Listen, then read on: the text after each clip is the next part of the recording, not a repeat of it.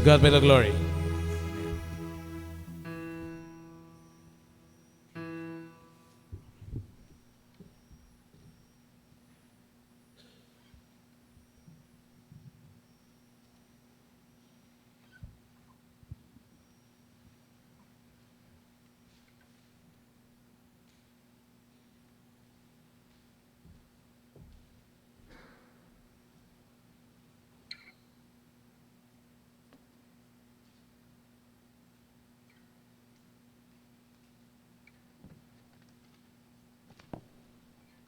Maulang umaga po sa ating lahat. Maulang umaga.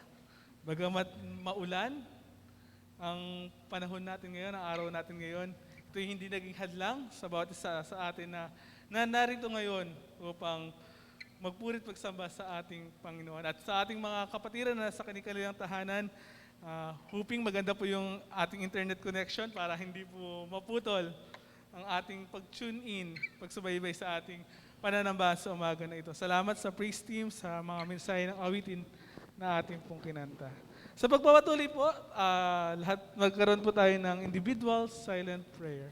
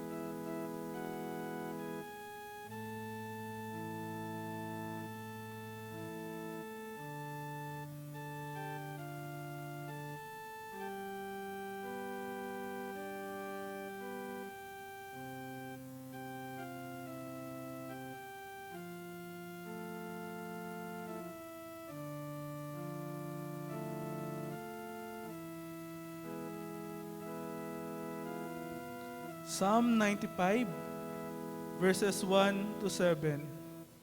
O come, let us sing unto the Lord. Let us make a joyful noise to the rock of our salvation. Let us come before his presence with thanksgiving and make a joyful noise unto him with psalms. For the Lord is a great God and a great King above all gods. In his hands are the deep places of the earth. The strength of the hills is his also. The sea is his, and he made it, and his hands formed the dry land.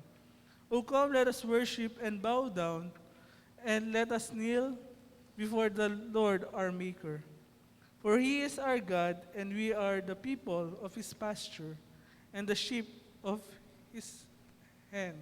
Today, if you will hear his voice. Tayo po ay sama-samang manalangin. Let us pray. Dakila naming Ama na nasa langit, Diyos na lumikha ng lahat ng bagay sa mundo, Diyos na maawain, Diyos na mahabagin, marami pong salamat muli sa umaga na ito na ibinigay niyo po sa bawat isa sa amin. Salamat o Diyos sa nakalipas na 10 buwan sa taon na ito na inyo pong pag-iingat sa bawat isa sa amin, Panginoon. Maraming sakuna, maraming nangyari sa taon na ito. Pero Panginoon, kayo pa rin ay tunay na tapat sa amin. Dahil kayo, Panginoon, ang patuloy na nagsusustain ng aming buhay. Sa mga oras na ito, Panginoon, kami po'y lumalapit sa inyo. Kami po'y lumalapit para sa aming kapatawaran ng aming mga kasalanan. Aming dalangin, Panginoon, sa aming buhay kung kami po ay nakagawa ng kasalanan sa inyo. O may pagkukulang kami sa inyo, Panginoon, aming dalangin ang inyo pong kapatawaran. Upang sa aming pananambahan, sa aming malayang pananambahan sa umaga na ito po ay hindi maging hadlang sa amin, Panginoon. Ngayon din, Panginoon, sa mga oras na ito, aming dinadalangin ang aming bansa dahil po sa bagyo na nananalasa sa mga oras na ito. Aming dalangin, Panginoon, ang inyo pong paggabay, pag-iingat, Panginoon, sa aming mga kababayan, Panginoon, na nakakaranas, Panginoon, ng hagupit ng bagyong ito, Panginoon. Aming dalangin ang inyong mga anak, Panginoon, kung sila man ay nandun sa area na kung saan nandun yung hagupit ng bagyo. Kayo po ang mag-ingat sa kanila. Patuloy niyo po silang patatagin sa kanilang pananampalataya, Panginoon. Aming dalangin, Panginoon, ang aming pong programa sa umaga na ito, ang aming pananambahan sa umaga na ito.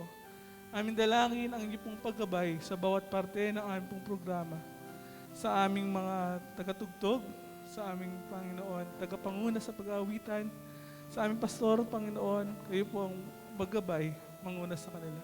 Sa aming pastor, Panginoon, aming dalangin na kayo po magbigay sa kanya ng karunungan, sa kanya pong pagpapahayag ng inyong banal na salita. Aming dalangin, Panginoon, na puspusin niyo po siya ng inyong pong kapangyarihan sa kanya pong pagpapahayag, Panginoon. Aming dalangin ang bawat isa sa amin, kung kami man ay nandito sa loob ng aming iglesia, kami po ay nasa kanilang tahanan, Panginoon. Aming dalangin na kami po ay bigyan niyo po kami ng puso at isipan, Panginoon, na makinig, Panginoon, ay undivided attention, Panginoon, na pakinggan ang hamon na magmumula sa inyo pong salita. Amin din dalangin, Panginoon, ang aming mga kapatiran na papunta, kung sila po papunta sa aming pong bahay-sambahan. Amin dalangin ang iyong pong paggabay, pag-iingat sa kanila. Sa aming pong mga kapatiran na may karamdaman, amin dalangin, Panginoon, ang kagalingan sa kanilang mga sakit. Ang lahat ng ito, Panginoon, amin pong dinadalangin sa tanging pangalan ng aming Panginoon na si Jesus. Amen. Mari na po kayong magsiupo. Muli, magandang umaga po sa bawat isa sa atin. Sa pagpapatuloy ng ating pananambahan sa umaga na ito, tayo po umawit ng hymn sa ating Panginoon. Kantahin po natin ang Come Christians, Join to Sing.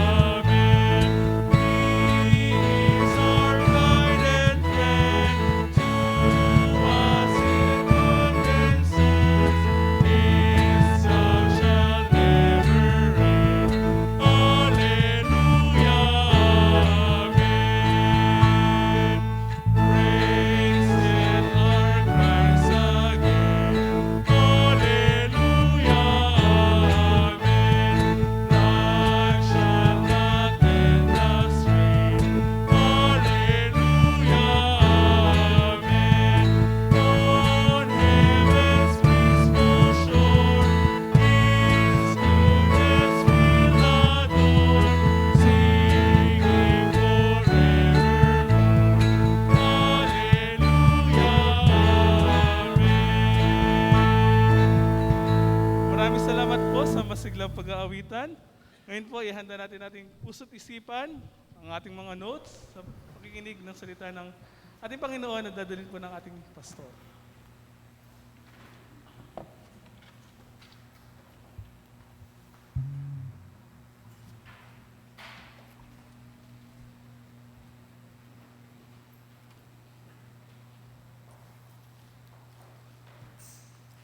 Good morning.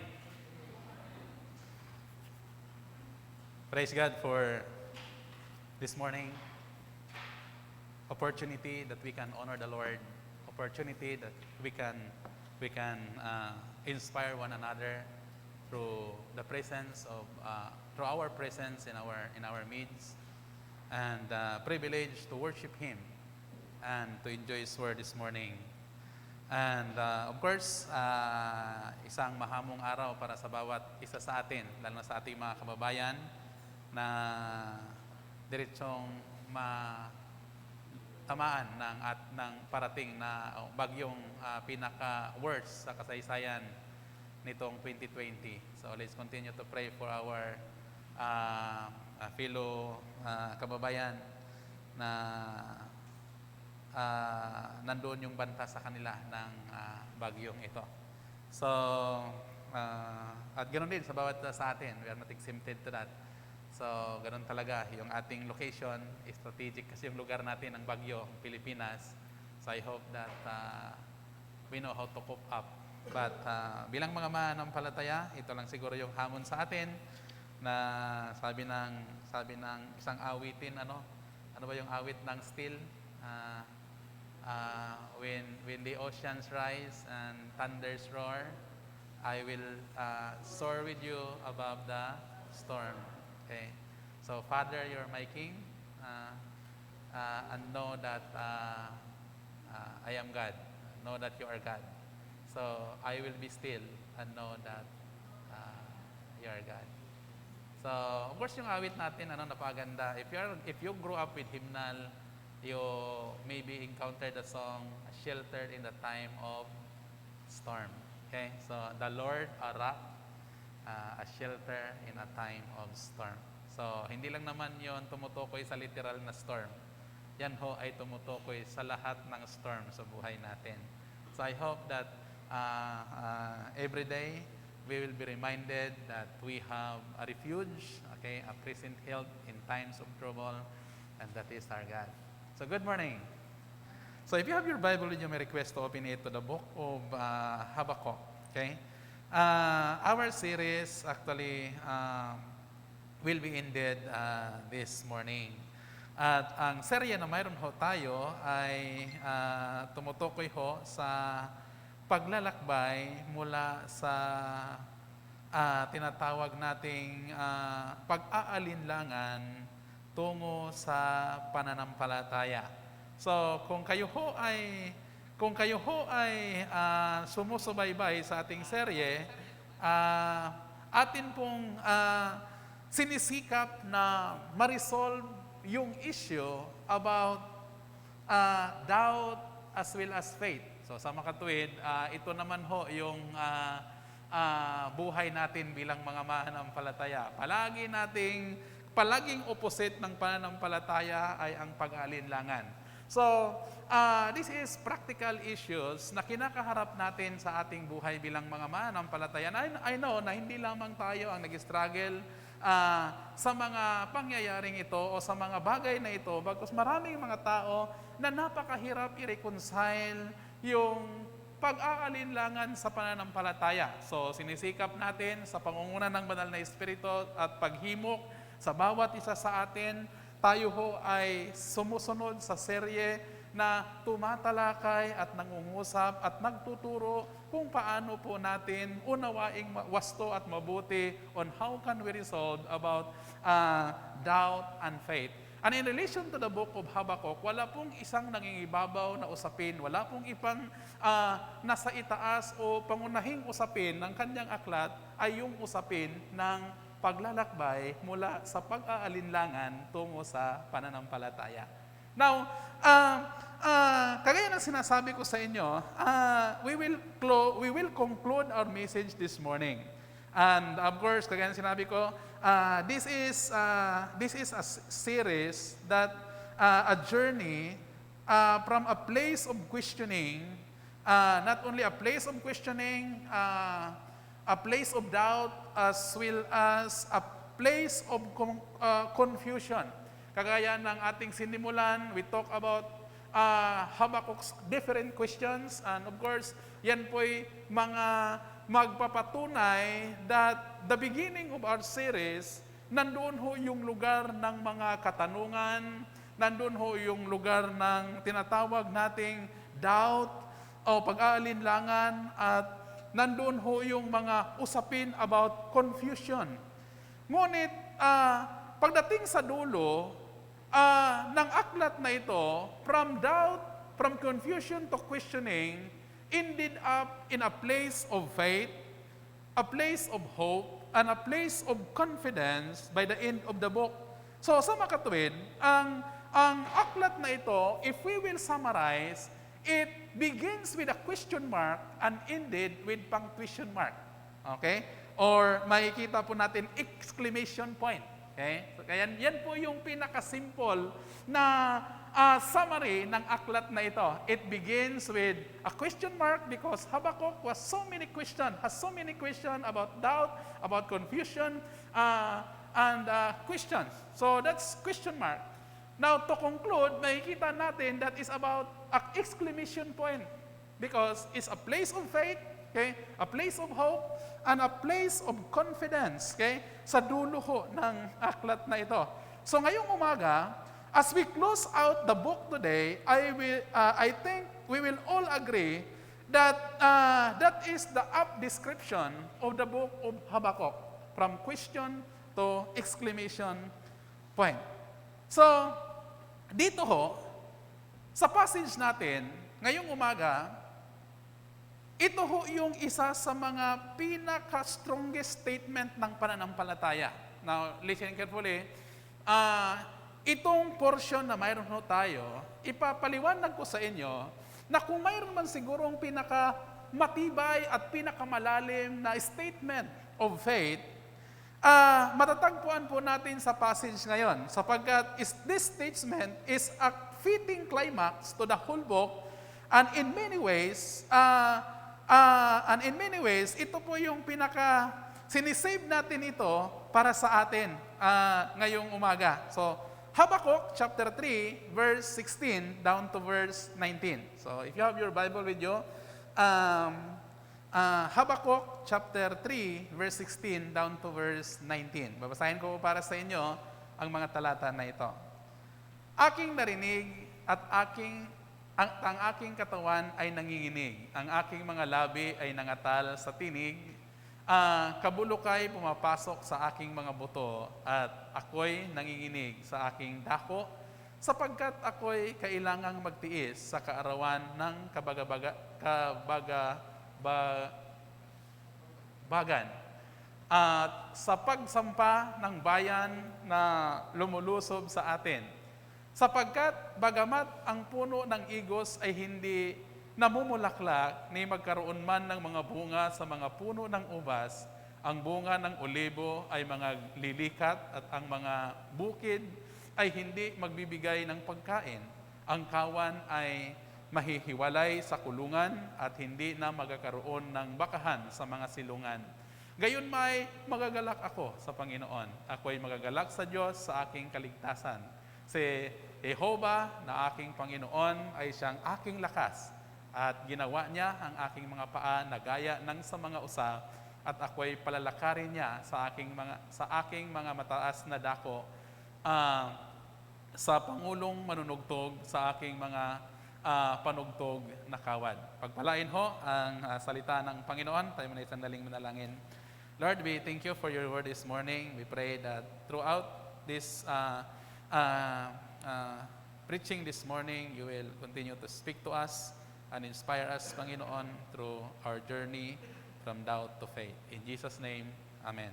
Amen. Okay? Nung sinimulan natin ang series natin 5 weeks ago, we began looking by a prophetic book in general.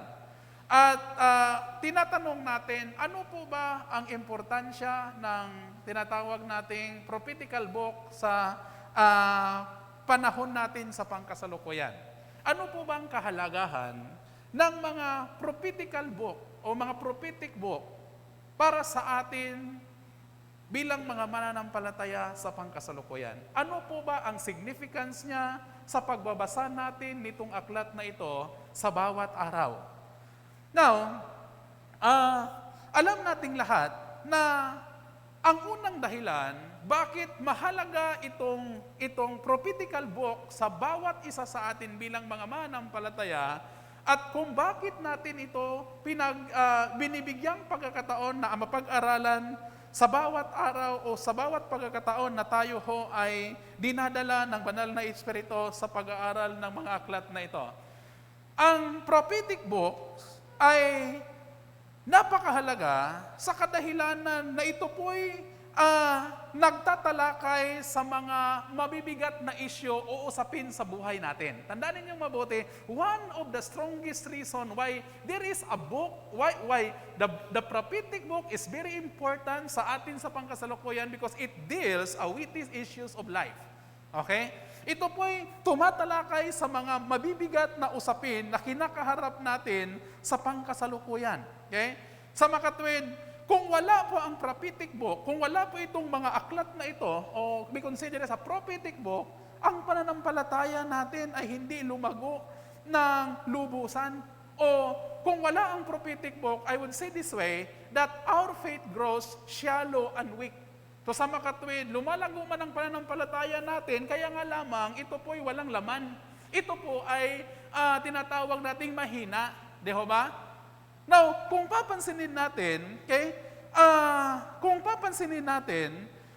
kung ang iyong pananampalataya ay nag-grow na shallow at nag-grow ng weak, now it will not be able to stand up against all the rigors of life.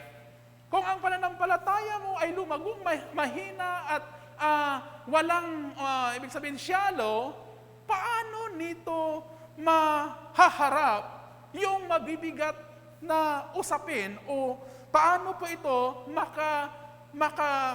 tinatawag nating deal o how can it stand up with all the rigors of life o yung mga hirap na mga hirap at mga hamon sa buhay natin. So sa makatuwid, ang aklat ho, yung prophetic book is very important. Napakahalaga sa kadahilanang ito. Now sa puntong ito, makikita natin that ito yung totoo sa aklat ni Habakuk. In fact, ang aklat na ito ay patungkol sa pananampalataya sa Diyos. Wala po kayong ibang isyong makikita diyan na nag-ibabaw o very prominent. That is the issue of your faith in God or our faith in God. And kung titingnan natin sa mga nakaraang pag-aral na mayroon ho tayo, humantong tayo sa isang pinakamabigat na statement which is the backbone or the key verse of this book. In Habakkuk chapter 2 verse 4 that says, ano sabi doon? The just shall live by faith. O sa pananampalataya, nabubuhay. Kaya ang mga ganap ay nabubuhay sa pamamagitan ng kanyang pananampalataya. So sa makatuwid, in the day and the age that we are now, as Christian, living by faith is very important. Okay? Very important. Sa panahon natin at sa mundong ating ginagalawan, living by faith is still essential.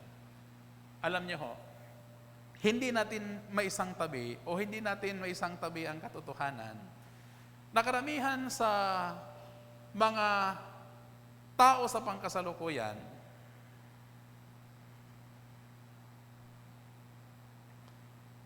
isa sa mga sinusunod kung paano sumagana ang buhay ay doon sa mga isinusulat na mga aklat, doon sa mga motivational speaker, doon sa mga millionaire na nagagawa ng mga aklat kung paano sila nag-prosper. Hindi po natin maisang tabi na karamihan sa mga tao are looking at that. They look at prosperity based on these best-selling books, based on this tinatawag nating mga motivational speakers. Sinusunod ng mga tao sa pangkasalukuyan kung ano yung sinasabi, how to prosper, how to succeed in your life, and how to live a good life. Okay? Kaya makikita natin sa mga Facebook, quote dito, quote doon, from different kind of, iba't ibang mga tao at mga kasabihan ng mga milyonaryo because people wanted to follow kung ano man yung kanilang mga sinasabi. They want to base their prosperity, their success, and living a good life based on some of the best-selling book sa pangkasalukuyan. Now, I would guess, hulaan ko ho, na most of us, it is easy to find faith in God when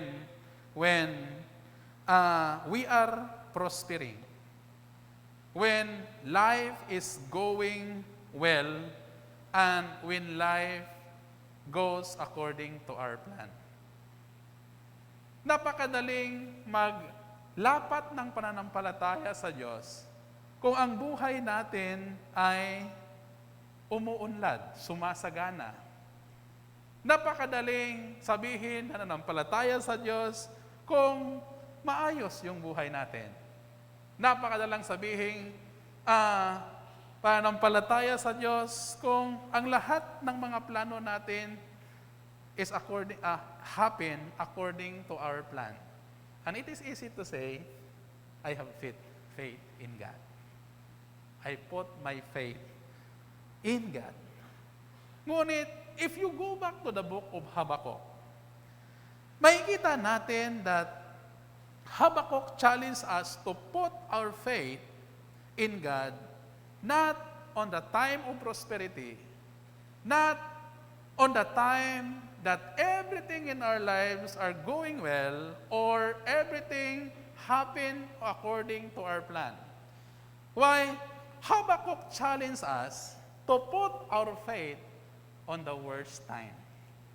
Okay? Put our faith on the worst time.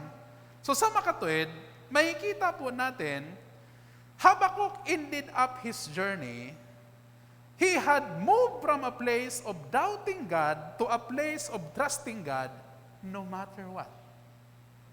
So, I entitled God's message this morning, magtiwala tayo sa Diyos, anuman ang mangyayari.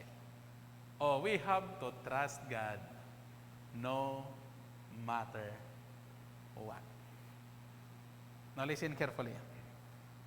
Kaya na sinasabi ko sa inyo, Habakkuk reached the end of his journey and he had moved from a place of doubting God to a place of trusting God no matter what. And I want to tell you, quote-unquote, what does it mean no matter what? Pag sabihin natin no matter what, this is one of serious issue for Habakkuk. Far more than any important issues of life. Okay? Kaya kung titingnan natin, gaano ba katindi?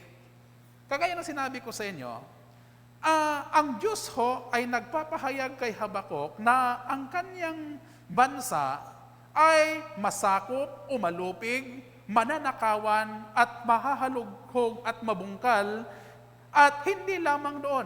Ang lahat ng mga si Habakkuk kasama ang kanyang mga kababayan, lahat ng kanilang mga pinag-iipunan, lahat ng kanilang naipupunda, lahat ng kanilang pinagtatrabahuan, all over the years, everything that they work for, it would all be gone. So sa makatuwid, mawawalang saysay ang lahat, maglalaho ang lahat. So sa makatuwid, this is a whole different matter than trusting God kung ikaw po ay nagkakaroon lamang ng maliit na problema. It is different of saying that you are trusting God because nagkakaroon ka lang ng pangkaraniwang karamdaman or na-delay ka lang ng kaunting bayarin. It's different. Okay? Now, kung papansinin natin mabuti dito, the same also na bilang mga mananampalataya, hinahamon tayo na magtiwala tayo sa Diyos kahit anuman ang mangyayari. Okay? The same challenge na makikita natin. So, in this book, okay, challenges us to learn and to trust God no matter what. Okay? So let's put it in question. Let's put it some question in this term na ginagamit ni Habakkuk. Like for example, paano kaya kung malupig yung bansa ko? Malupig mula ng mga kalabang bansa. Of course, history naman natin bilang mga Pilipino na maraming mga bansa na lumulupig sa atin. My daughter asking me about Philippine history. Sabi ko, ito po yung kasaysayan natin. Lahat ng ating kultura ay puro hiram halos sapagkat sinakop tayo ng maraming dahil at hindi madali ang buhay sa ilalim ng pananakop. Wala kang laya, sunod-sunuran ka sa kanila, kontrolado sa makatuwid. Now listen carefully. What if ang bansa natin ay masakop in our lifetime? Okay? In our lifetime, by a foreign invader, okay? At kagaya ng ginagawa ng Babylonia sa Juda na nilupig, ninakawan, hinahalughog ang lahat ng kanilang pinag-iipunan at naipunda sa nakalipas na mga taon, nawala lahat sa kanila. Does it affect to your faith in God? Does it affect? How do that affect to your faith in God? Okay? Ang pananampalataya mo ba ay matibay na makakatindig to that kind of trial?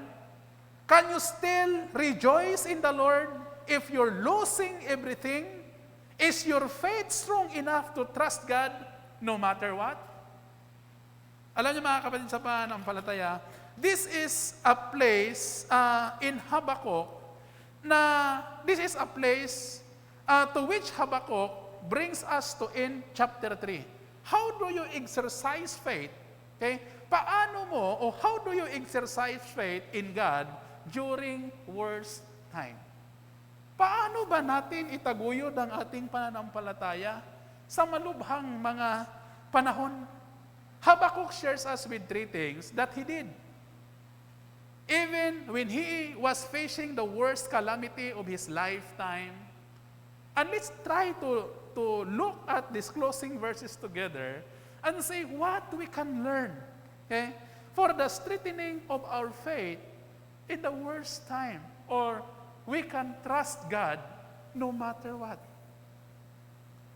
I submit to you three things this morning. Number one is that, ano ba yung mga matutuhan natin to strengthen our faith,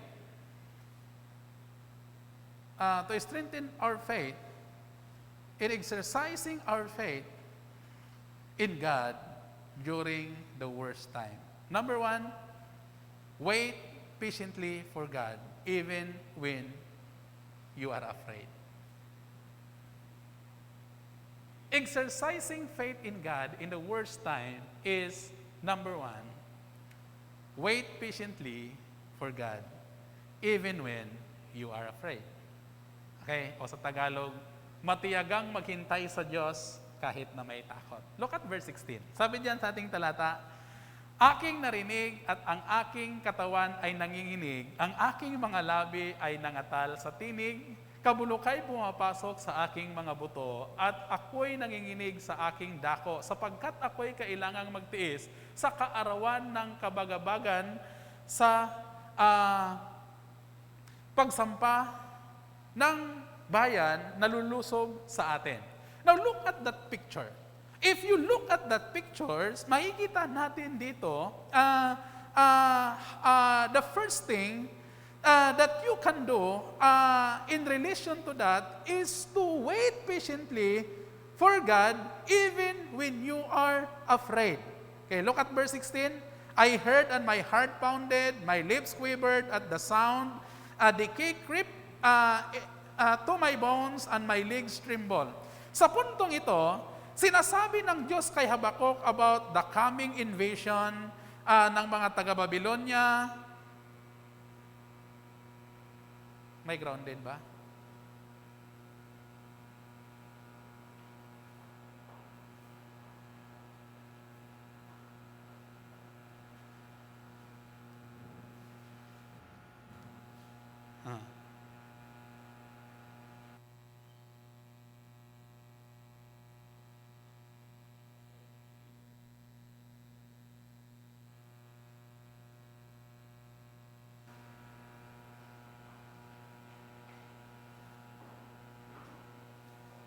Hello, sound check. Okay.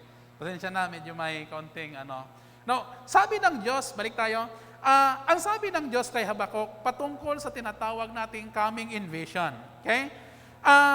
Makikita natin doon yung pagsalakay ng mga taga Babylonia. Nilalarawan dito kung gaano ka arugante, nilalarawan dito kung gaano karahas, nilalarawan dito kung gaano kalupit ang mananakop sa nakakapanginig na detalye. Okay?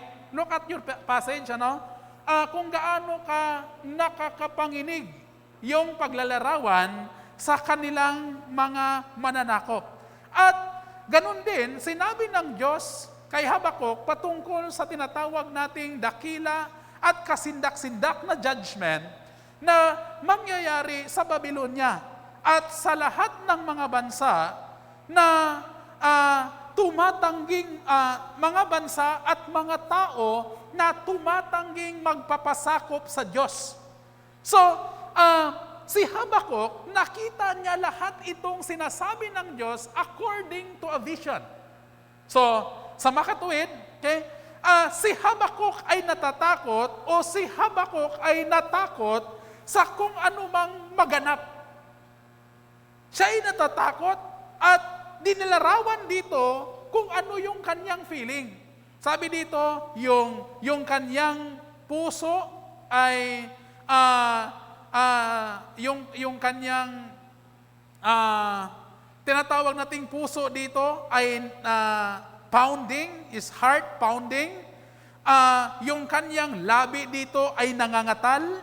Yung kanyang labi ay nangangatal at yung kanyang physical na pakiramdam ay nanghihina at sabi nito, hardly able to stand. So sa makatwid, kung titingnan mo yung detalye ng kanyang takot is fear factor 110%. Alam niyo ho, kung kayo ho ay naka-encounter ng mga nakakatakot na mga pangyayari, hindi po yung hapang-Halloween lang, yung mga masabi natin, yung mga experiences natin na napakabigat, yung takot dito ni Habakuk was multiplied 100 times. Imagine nyo ho, nangangatal yung kanyang labi, yung kanyang physical na katawan, hindi napakahina, yung kanyang yung he was not is able hardly hard time to stand up. Hindi makakatayo sa takot. Imagine nyo ho. Yung kanyang puso talagang tumatalbog-talbog sa kaba. That is the chilling details of what will happen. So nandoon na ho yung term na tinatawag nating, nandoon na yung takot, Now, I do not know ano ang makapagbigay takot sa inyo, okay? Pero marami ho, mga natural disasters, nakikita natin yung iba't ibang mga threats, iba't ibang mga banta, terror man yan, physical man yan, economic man yan, o iba't ibang mga issues. Nandoon yung mga threat na yun na napakatindi. Now dito ho, si Habakuk was not only dealing with possibility of attack on his country. Habakuk was dealing of the certainty of the attack. Yung kaganapan, totoong mangyayari. So dito, talagang yung kanyang takot dito ay talagang napakatindi. And yung takot niya is really affected on a deep level and even to physical level. Now, I would like to ask you a question. We talk about fear that has been multiplied 100 times. My question is, how do you deal with extreme fear? How do you deal with extreme fear? Paano nyo ba hinaharap yung matitinding takot? How do you deal with extreme fear? Ano ba yung mga ginagawa natin? Pag tayo ho ay nakakaranas ng matinding takot, how do you do when fear grips you in such a way that your heart pounding, your legs gives way? how do you respond? Ang pagtugon ba natin is that you are just trying to think positively? Ganun ba? Or you just you hold your breath? Di ba? Or you just try to push that fear out of your mind? How do you exercise faith in God during those worst time? Ha? Paano ba natin dinidil yung extreme fear sa buhay natin? Okay? Habakkuk says, he wait patiently for God even when you are afraid. Matiyagang naghintay si Habakkuk sa Diyos. And look at verse 16, sabi niya, yet I will wait patiently for the day of calamity to come on the nation invading us. Okay? God had told Habakkuk, the Babylonians were going to invade. There was no stopping that. It's going to happen. But God had also assured Habakkuk that He would judge Babylon for their sin and that He would ultimately deliver His people. And so in the midst of the fears, Habakkuk chose to wait patiently for God. Now I would like to look at the word wait patiently, or I will quietly wait. Alam niyo ba na napakaganda ho yung statement na yan. You can highlight that. Wait patiently for God, or quiet wait. I will quietly wait. Okay? Now, the word wait patiently comes from the word meaning to rest, or to settle down, or remain. Okay, yan yung ibig sabihin ng salitang wait. In fact, do you look at that, put that in your mind, wait is rest, settle down, or remain. And I would like to give you some backup reference kung saan ba ginagamit itong salitang rest na ito, saan ba na ginagamit yung salitang settle down na ito, saan ba ginagamit sa Biblia yung salitang remain. The word rest or wait patiently or wait has something to do with rest, settle down, and what? Remain. Do you remember in the Ten Commandments, especially the Sabbath, the same word na ginagamit doon, yung salitang rest. Sabi doon, God tells us to rest on the Sabbath day. Okay? So, sa makatuwid, wait patiently. Wait on God has to do with the word rest. Now, not only that, this word was used also. Do you remember the promised land? Okay, the promised land that God promised to the nation of Israel from when they were still in Egypt. Okay,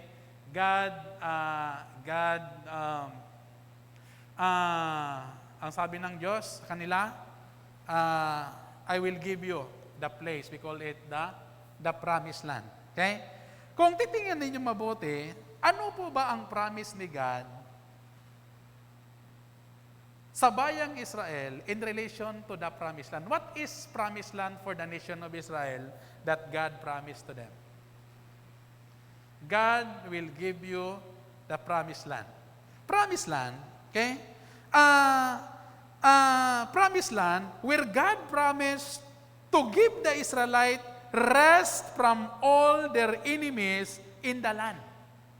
So sa makatuwid, okay, sa puntong ito, nangangahulugan lamang na kung saan it has to do with wait patiently, you have to rest. Maghihintay ka. Okay? In relation to that, magpapahinga ka. That's the same way, kasi sinasabi ni Habakkuk dito, Habakkuk determines to wait patiently during the time of trial to rest himself in the Lord. Okay? Yan yung idea. Okay?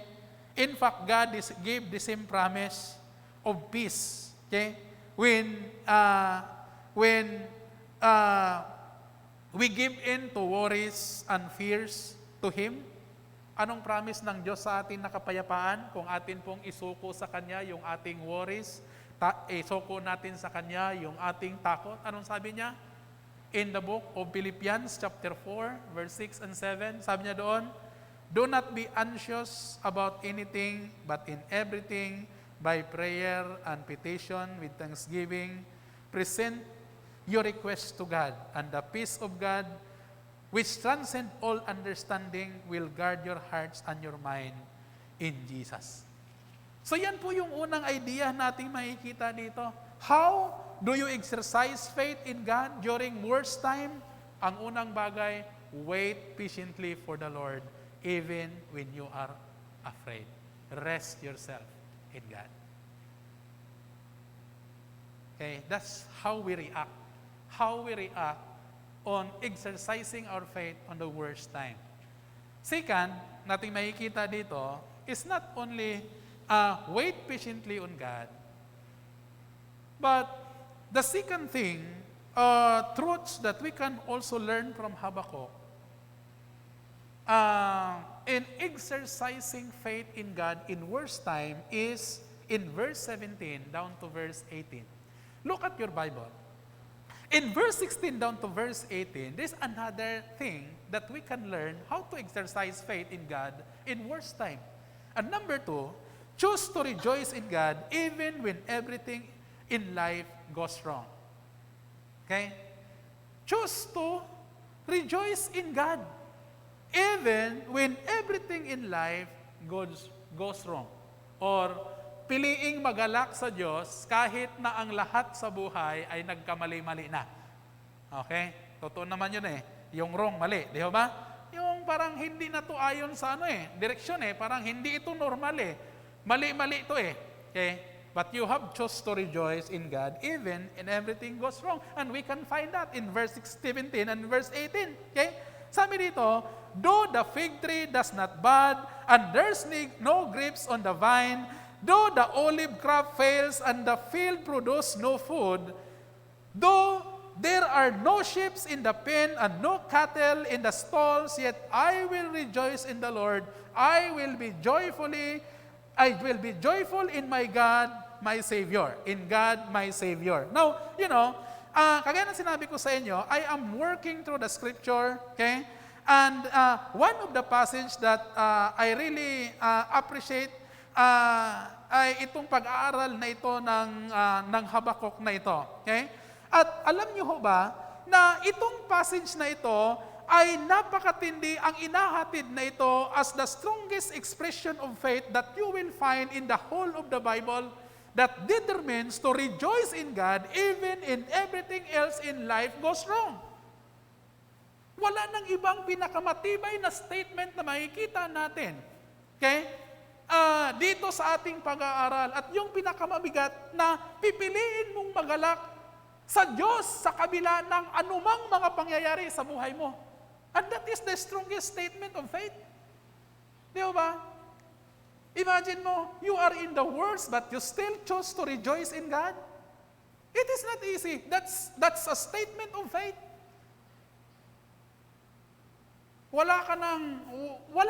This is my only thing to do is to rejoice in God. Even everything in life goes wrong. And that's really a statement of faith.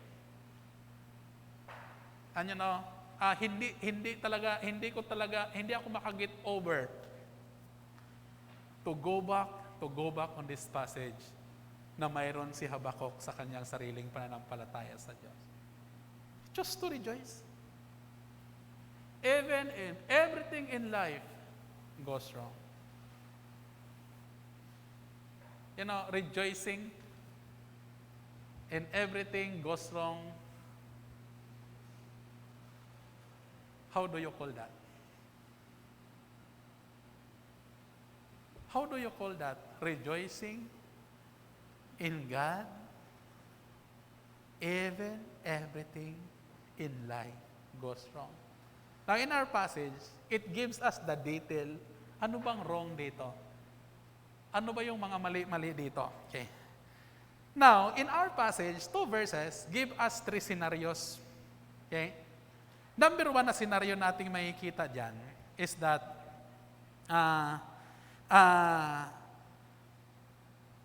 tatlong scenario ito, and each scenario contains a matching couplet of images. Ano ba yung mga image na makikita natin dito? Number 1 is that the first scenario is that in verse 17, unang bahagi, though the fig tree does not bud and there are no grapes on the vines,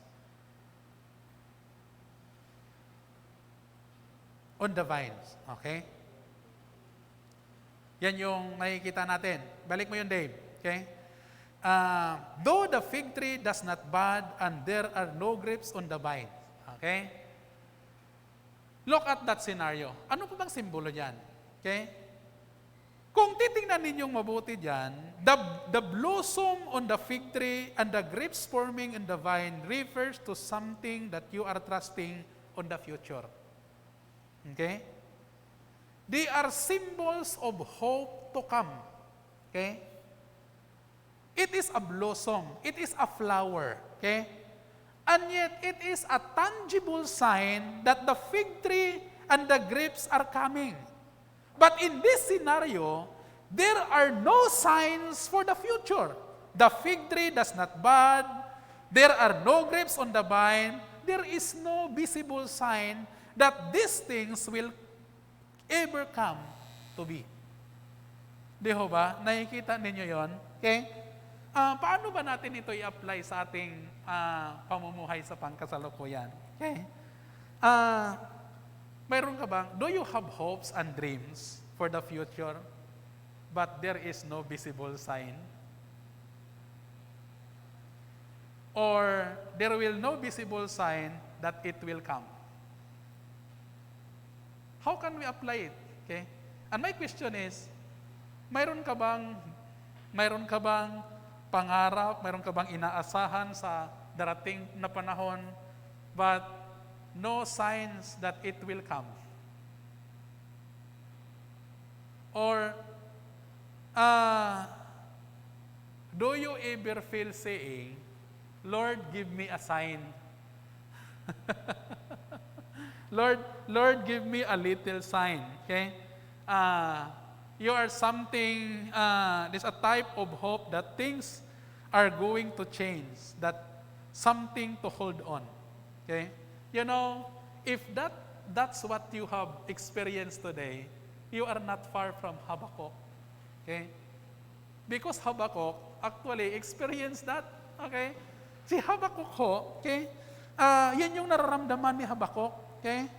And, you know, for Habakkuk, sasabihin ni Habakkuk sa'yo, okay, when you have nothing to hold on the future, you only hold on to God. Okay? And, you know, it will be enough. If there is no signs on the future, there is one thing that you need to hold on, and that is God. Why? Because holding on to God is enough. Yan ang mga kapatid sa pananampalataya. Habakkuk would tell us, trust God no matter what. Though I have no visible sign to hope for the future, though there is nothing tangible that I can see or touch or grab, yet I will rejoice in the Lord. I will be joyful in God, my Savior. Okay? Pangalawa, the second scenario is, again, in our verse. Sabi niya dyan, though the olive crop fails and the fields produce no food. What is this scenario pertains to? Ano naman ang imagery? Ano naman yung larawan na inihahatid nito? Ano yung una? The first scenario speaks for the future, right?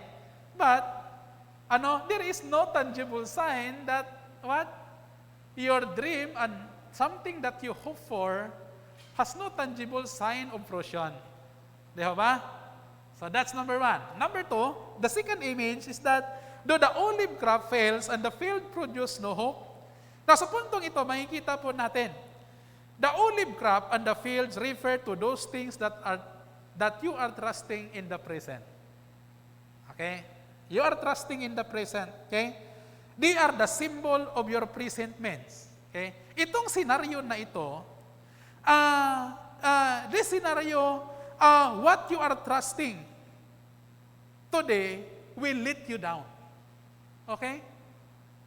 The olive crop failed. The field produced no food, and they disappoint you. Now, in fact, yung word na fail dito is from the word from Hebrew word means to deceive. Okay? To disappoint or to fail. Okay? Like for example, pag ikaw nagtatanim, nag-cultivate ka ng isang sakahan, pinagtatrabahuan mo yung lupa, binabantayan mo yung mga halaman, and now it's finally time to harvest, and the crops fail. Wala kang inani. So, yung sakahan mo, wala siyang naibibigay na produkto o makain mo. Okay? It was all deception. So, lahat ng pinagtatrabahuan mo, lahat ng effort mo comes to nothing. So, yan yung idea dito. So, ang tanong natin, what do you do when all that you are counting in the present suddenly crumbling down? Anong gagawin mo? Kung ang lahat sa pangkasalukuyan na inaasahan mo ay bigla na lang nawala. Can you relate? Karamihan sa mga Pilipino, hindi lang sa mga Pilipino, lahat ng tao sa mundo ngayon, when this pandemic, this crisis hits us, what happened? Everything suddenly disappear. Oh, di ba? Wala. Sabi dito, napaganda, what do you do when all of you are counting on in the present suddenly comes crumbling down? What do you do when you suffer bitter disappointment in life? Anong sabi ni Habakkuk? Trust God no matter what. Though, sabi niya, the olive crop fails and the fields produce no food, yet I will rejoice in the Lord. I will be joyful in God, my Savior. Right? What is the third scenario? Again, look at your Bible in verse 17 and in verse 18. Okay? Look at the third scenario. Sabi dito, though there are no sheep in the pen and no cattle in the stalls. What does it mean? Now, let's remember that sheep and cattle refer to those things that you are trusting in the past. Ito yung mga ini-invest mo because you think that this will give you comfort in the future. Okay? So, dito po sa ating talata, okay, sheep and cattle refer to those things that you are trusting from the past. Okay? They are symbol of your reserve. Okay? Ito yung mga reserba mo. Okay? But in the scenario, you have no reserve to fall back. Wala nang tupa sa kanyang tawag nito, pen. There is no cattle in the stall. Okay? Sa makatuwid, sa modernong kaisipan, wala ka ng pera sa bangko. Wala ka ng ari-arian ngayon. Ubos na. Zero na. Yung bahay mo, mababa na yung Hindi ko nga alam bakit mababa dito eh. Appreciate naman yung mga property, di ba? Pero kung titingnan mo, pag nanakawan ka, pag ibang bansa kasi naghahawak na sa'yo, wala ka ng choice doon. Kung anong gusto nilang gawin sa ari-arian mo, gagawin nila yon. Hindi ikaw mag-demand. That's the way how they interpret it. Okay? So all your reserve was no longer existed. Okay? Now sa puntong ito makikita natin, okay? Wala ka na ngayong babalikan pa. Wala ka nang dudukutin ngayon. Now, anong sabi ni Habakuk? If I have nothing to fall back, sabi ni Habakuk, fall back on God and He will hold you up. Sabi niya, yet I will rejoice. Sabi niya, though there are no sheep in the pen and no cattle in the stalls, yet I will rejoice in the Lord. I will be joyful in God, my Savior. Yan ang mga kapatid. All the scenarios was, everything in life goes wrong. Okay? Yung inaasahan mo, yung pangkasalukuyan, at yung reserve mo, walang naidudulot sa'yo. You know, I would rephrase this one. It is easy to trust God when fig trees are budding and the grapes on the vine, and there are grapes on the vine, and the olive crop succeed, and the fields producing food. When you have plenty of sheep and you have plenty of cattle reserved. And sometimes, the danger is this. Ito ho yun. If that happened, it is easy to trust. Okay?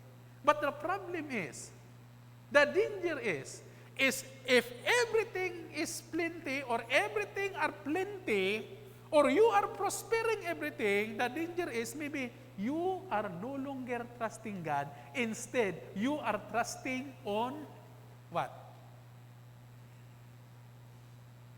You are trusting on the things that you have. Okay? You know what? One thing that I can connect on this experience is Job. Okay? Do you know the history of Job? Do you know the background of Job? Do you know the conviction of Job in dealing with material riches? I can no longer, hindi ko na kailangang inarate ko pa sa inyo isa-isa, but this is one of the revelation of God to all of us. We are all aware that Satan, okay, as exact question of Satan to God in relation to Job. Sabi ni Satan, talaga bang si Job nagtitiwala ng lubos sa'yo? O kaya lang naman siya nagtitiwala sa'yo dahil pinagpapala mo siya? Sa makatuwid, the olive, okay, the grapes, budding, okay? Ang tawag nito? The fig tree are budding, the grapes have, on the vine, the olive crop succeeds, the field producing food, ang tawag nito? The sheep and the cattle are plenty. You have plenty reserved. Kaya sabi ni Satan kay God, kaya na si Job ba talaga ay nagtatrust sa iyo ng todo o kaya lang siya nagtatrust sa iyo dahil pinagpapala mo siya? Okay. What happened? Okay. Makikita natin that Job show his true color when God removed all his blessing. Na ipakita ni Job dito yung kanyang tunay na kulay. Kung sino siya nung wala na yung mga ari-arian niya, wala na pamilya niya, wala na lahat sa buhay niya.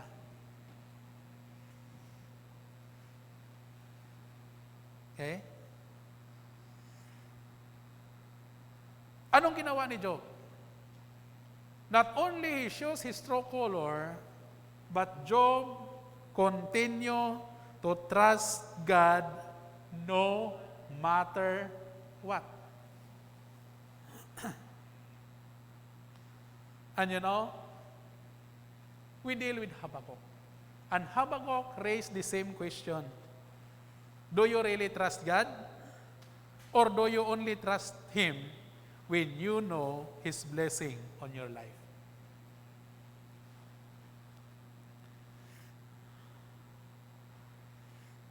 Habakkuk determined to trust in God despite visible circumstances.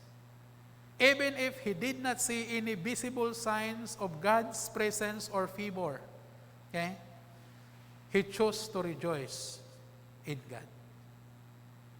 Sabi ni If Bros, sabi niya, it is right and proper to voice appreciation of God's goodness when He bestows all that is necessary for life, health, and prosperity. But when these things are lacking, to rejoice in God for His own sake is evidence of pure faith.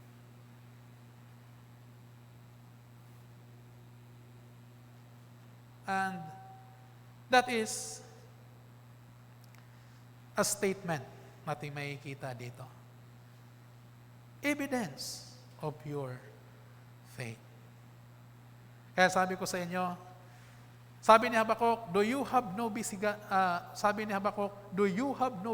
signs, visible hope for the future, and what you are trusting in the present has let you down, and you have no reserve from the past to fall back on, still rejoice in the Lord, still be joyful in God. Why?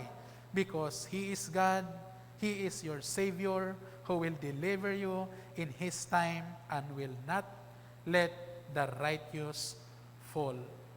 Okay? Kaya nga ang sabi sa 1 Thessalonians chapter 5 verse 16 down to verse 18, sabi doon, be joyful always, pray continually, give thanks in all circumstances. Why? For this is the will of God in you, in Christ Jesus. So how do you exercise faith on worst time? Ano yung una? Wait patiently for God. Ano yung second? Chose to rejoice in God, even in everything in life goes wrong. And what is the last? Okay, look at your Bible in verse 19. Okay, when I woke up this morning, okay, my cell phone reminds me of my devotion. Okay, alam nyo ba yon? May apps ako dito sa cellphone ko. Pagkagising ng umaga, this is your first thing to do. So, kahit nakahiga ako, nagbabasa ako ng cellphone ko. Hindi ako nanonood ng Facebook, but the first thing that will alarm me is my apps. And you know, this morning, this verse, sabi ko, sa dami-dami namang verses, bakit ito pa yung tinaon na ito yung ipipreach ko ngayong umaga? It's in verse 19. And this is very wonderful passage, you know. This verse is very important passage, okay? The third, how do you exercise faith in the worst time? Wait patiently for God, while you are in fear, or second, choose to rejoice in God, even in everything in life goes wrong. And finally, in verse 19 is that, find strength in God to scale the heights, even when you are down. Okay? Humanap ng lakas sa Diyos upang hakbangin ang taas kahit nasa mababa ka. Okay, scale the height. Okay, verse 19, sabi dito sa ating talata. Okay? Sabi diyan, the sovereign Lord is my strength. He makes my feet like the feet of a deer and enable me to go on the heights. Okay? Now, listen carefully. What does this verse, okay, has to do with Habakkuk? Habakkuk had learned to find his strength not on everything, not on everywhere, not from other person, but Habakkuk learned to find strength in God. Okay? Not in his own resources, not on his own ability, but he learned to find strength in God Himself. Habakkuk was about to go through some rough time. Okay? The thought of it scared him so much that his heart pounded, his legs trembled beneath him. Yet as he rejoiced in God in the midst of difficult time, he found new strength from God to deal with the trial ahead. Now, what is the strength like that God gives Habakkuk. What strength? What strength like that God can give you the same God's strength gave to Habakkuk? Anong ginagamit niyang larawan diyan? Sabi niya, si Jehovah na Panginoon siyang aking lakas. Anong klaseng kalakasan ang pwedeng ibigay ng Diyos sa iyo? Ano bang kalakasan ang ibinigay ng Diyos kay Habakkuk? Dito ho makikita natin. Okay? When Habakkuk went through or was about to go through some rough time, makikita po natin that God makes, sabi ni Habakkuk, God makes my feet like a feet of a deer. Okay? Pakita mo nga yung picture, Dave. Ano ba itong deer? Ano bang usan na ito? Okay? Alam niyo yung mga usa, marami po yung usa. Dito sa atin, may mga usa tayo. Mayroon tayong sarili, yung Calamian deer. Nakikita na ako doon, yung mga maliliit lang na mga usa. Sa bundok natin dyan, di ko alam kung saan banda dyan. Mayroon pa daw mga usa dyan. Okay? Pero tiyak na mayroon, mapunta kayo ng Abilon, mayroon doon talaga. Okay? Now listen carefully. Itong klaseng mga usa na ito yung hindi nakatira sa patag. Okay? Hindi ito nakatira sa mga bundok. Instead, ito yung mga usang nanginginain ng mga damo na tumutubo sa mga gilid ng mga matatarik na mga bato. So maybe it is not familiar sa atin kasi hindi ito laki sa atin. Pero itong mga usan na ito yung tinatawag na mga ibex. Okay? Ito yung ang kailang tahanan talaga ay yung mga napaka-cliff. Okay? And imagine, paano sila nabubuhay? Paano sila nakakaakyat dyan? At yan po isa sa mga tinatawag nating isa sa mga way ng Panginoon, okay, na mag-survive sila. At ang tanging strength na mayroon sila is not on their body but doon po sa kanilang mga paa. Imagine nyo, ako nga umakyat ng mataas, nangangatog na, lalo na si JJ.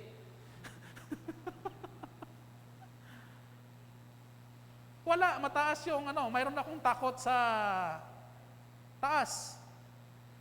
When I was in Singapore, ako sa pinakamataas na, kita nyo yung may bangka doon na 3 building na sa taas, sabi ko, hindi na ako tatabi dyan.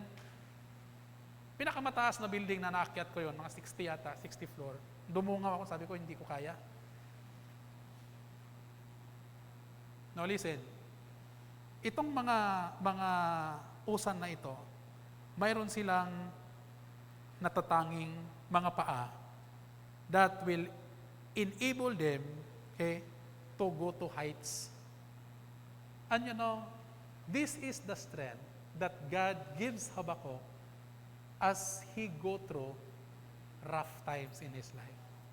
And you know, if you exercise faith in God, in the worst time, the same strength from God that can give to you and can give to me. Okay? Habakkuk paints a picture of a female there running heights of the mountains, is steady and sure-footed, uninhibited and unafraid, full of freedom and confidence as she scaled the heights. Okay? Yan yung makikita natin. Okay? If we long to enter the higher places with God, then find your strength in Him alone. Trust God to lift you up when you are down. Okay?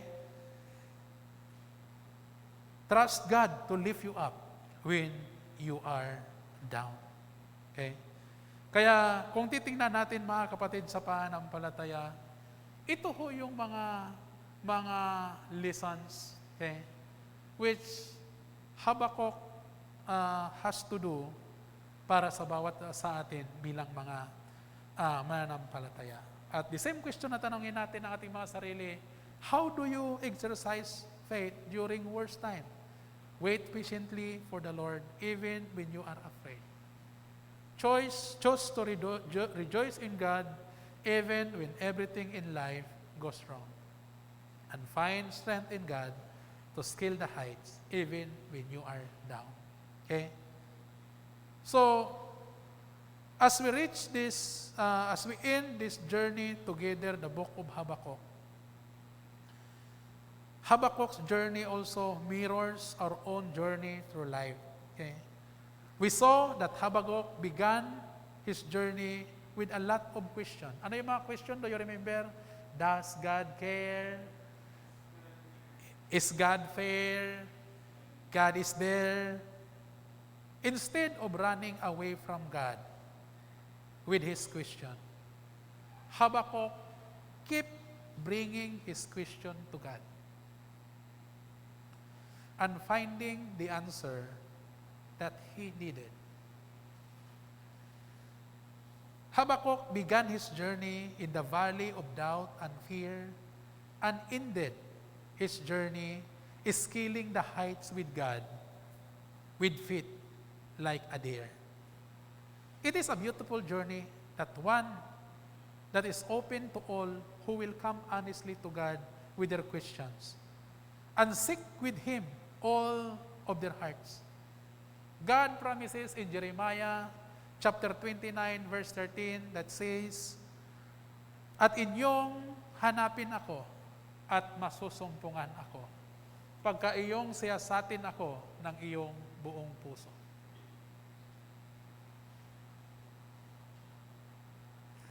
And so wherever you may be in your own personal journey from doubt to fear, to faith, let me encourage you. Keep seeking God, keep coming to Him with your doubts and with your question. And I pray that God will also lead you to a place where you will learn to trust Him no matter what. Where you may run along the heights in God's presence with the feet of a deer, may God help us to learn the beautiful lessons that He has recorded for us in the book of Habakkuk. Tayo po'y manalangin. Dakilang Diyos na makapangyarihan sa lahat, thank you, God, for your goodness and your greatness, and thank you, Lord, for the living word that we have learned this morning. Thanks for the principles, thank you for the precepts and wisdom that you have for us today. May we find ourselves comfortable even when we are experiencing worst time in our life, and we must exercise faith in God in worst time, the way Habakkuk. And number one, to exercise faith in the worst time, we must wait patiently to God even when we are afraid. We must choose to rejoice in God in everything, even everything in life goes worse or goes wrong. And we have to find strength in God to scale the heights even when we are down. Thank you, Father, for the thoughts this morning. In Jesus' name, amen.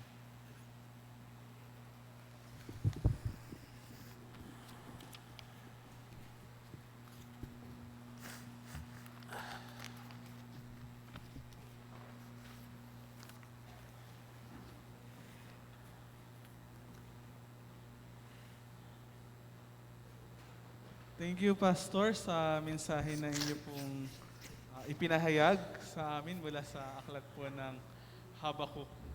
Tunay nga yung journey ni Habakkuk, napaka-tindi nung kanyang pinagdaanan. Dami niyang katanungan sa simula ng series, pero it ended up with faith sa Panginoon. Sana ganun din yung sa atin. When we experience difficult times in life, we need to trust God. And as a response po sa amin sa ating napakinggan, kantahin po natin ng A Shelter in the Time of Storm. Yan. Napapanahon sa natin ngayon, experience natin ngayon, may pandemic, kasi may bagyo pa. It is a reminder sa atin na Jesus is our rock in those times na struggles sa buhay natin.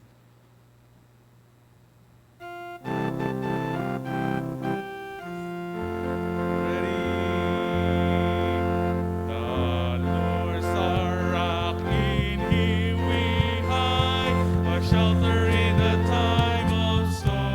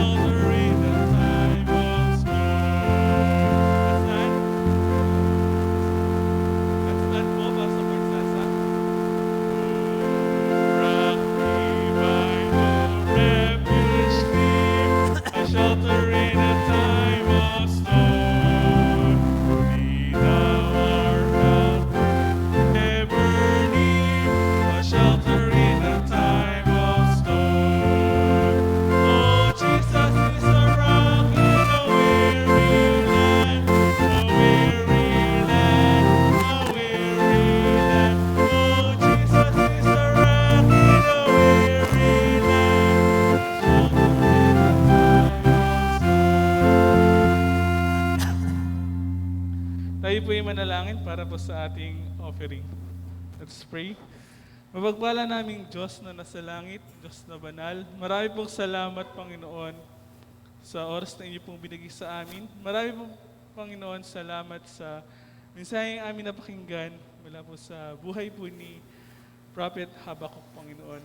We pray, Panginoon, ang aming pong natutunan sa umaga na ito, Panginoon, ay aming pong i-apply sa aming buhay. At tulungan niyo rin po kami, Panginoon, na ibahagi ito sa ibang tao. At sa oras na ito, Panginoon, kami po yung nagpapasalamat dahil meron po kami, Panginoon, opportunity, Panginoon, to worship you through our giving. Aming pong dalangin, ang mga perang malilikom, Panginoon, ay gamitin niyo po, Panginoon, sa ikalalago po ng inyong pong gawain sa lugar na ito. Ang ito po ay aming dinadalangin sa aming pangalan ng aming Panginoon Jesus. Amen. Mari na po kayong magsiyo po.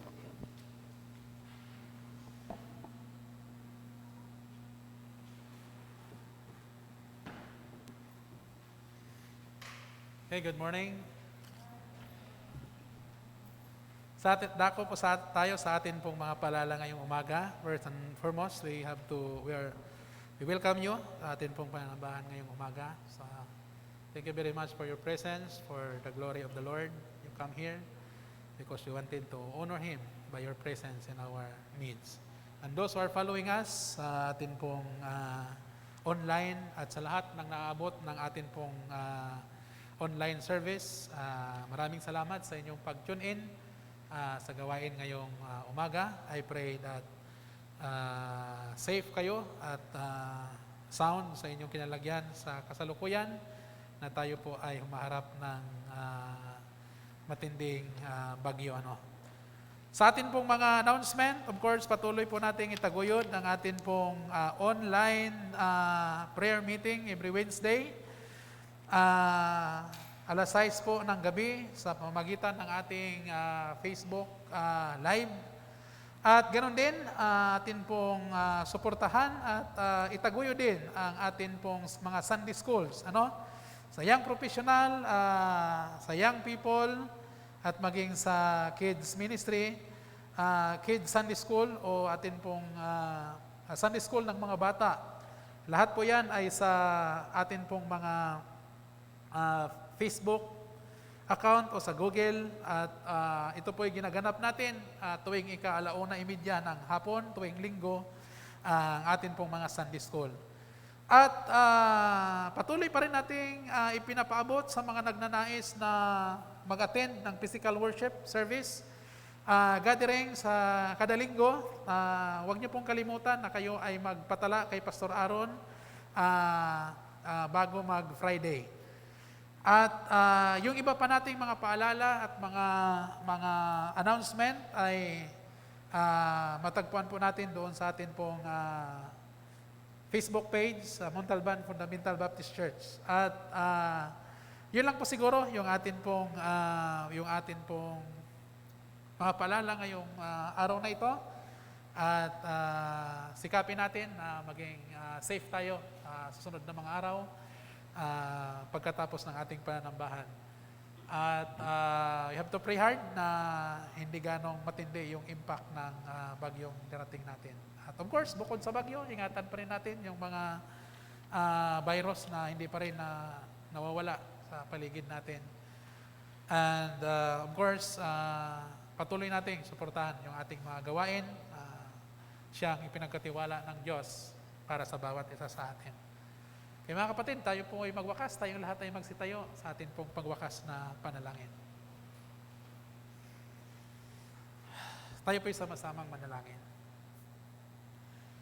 O Diyos na makapangyarihan sa lahat, kami po muli, Panginoon, nagpapasalamat sa kalayaan na mayroon po kami sa oras na ito. Kalayaang sambahin kayo, Panginoon, sa Espiritu at sa katotohanan. Salamat, Panginoon, sa iyong mga paalaala sa inyong mga anak sa oras na ito. Lord, we are reminded what to do when we are facing or we will go through difficult times in our lives. We must exercise faith in God. And how do we exercise faith in God? In relation to the book of Habakkuk, we learn three things, Panginoon, that is crucial, that is essential that is a proof, Panginoon, that we can rise above and beyond all the challenges in life if we live out the principle and the precepts na mayroon po sa umagang ito. Amang banal, i-impress niyo po sa bawat isa sa amin ang mga learnings na ito na amin pong natutuhan at amin, Panginoong, natuklasan sa biyaya ninyo, Panginoon. Gabayan niyo po ang bawat isa sa amin, lalo't higit, Panginoon, sa oras na ito na kami po ay dumaranas ng bagyo, Panginoon. Ingatan niyo po ang bawat isa, aming mga mahal sa buhay, aming mga kaibigan, at aming mga kababayan sa diretsong masalanta, Panginoon, ng bagyo, Panginoon. At pag-iingat maging sa COVID, Panginoon. Patuloy po namin pinapanalangin na ingatan niyo po kami. At nawa, Panginoon, mapanumbalik ang lahat nang sa kami, Panginoon, ay makapagpatuloy na maisulong, Panginoon, ang amin pong mga makalangit na agenda, Panginoon, sa mundong ito. Lord, dalangin namin na kayo po ang magkaloob sa lahat ng aming mga pangangailangan. Kayo, Panginoon, ay mag-abot sa lahat, Panginoon, ng amin, Panginoong mga katanungan, Panginoon, at kayo po ay magbigay ng kapayapaan sa lahat ng aming mga kalituhan. Lord, tulungan ninyo kami, just like Habakkuk, how he ended his journey from question mark to exclamation point, Panginoon. From all the questions, from a place of questioning, or from all the questions, doubts, to a place of faith, hope, and confidence in God, Panginoon.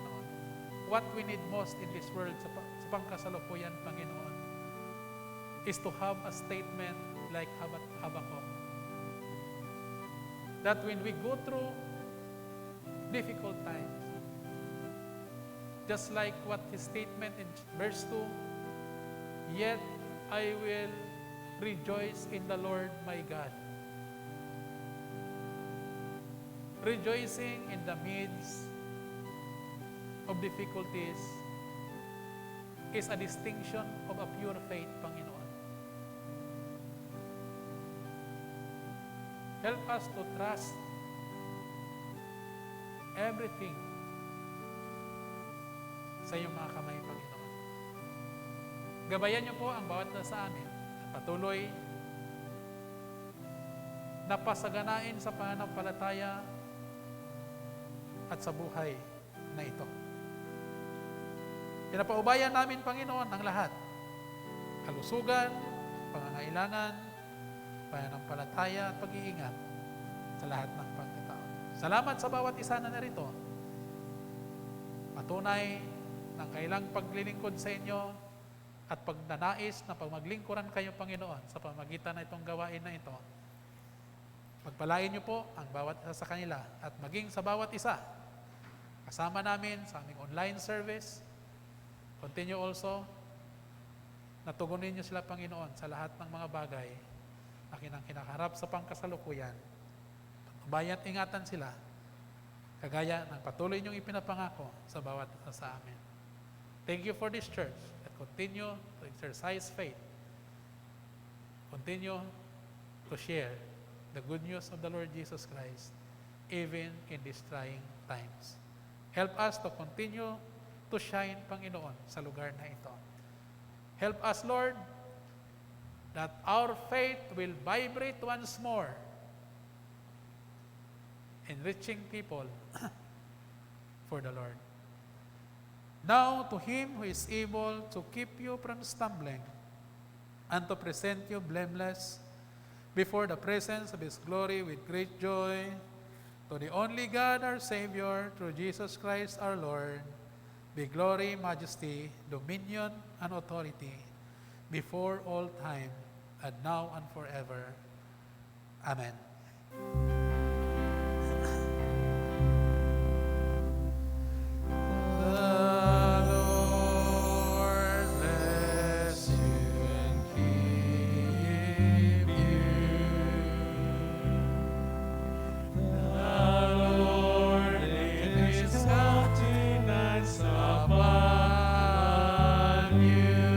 Give you peace.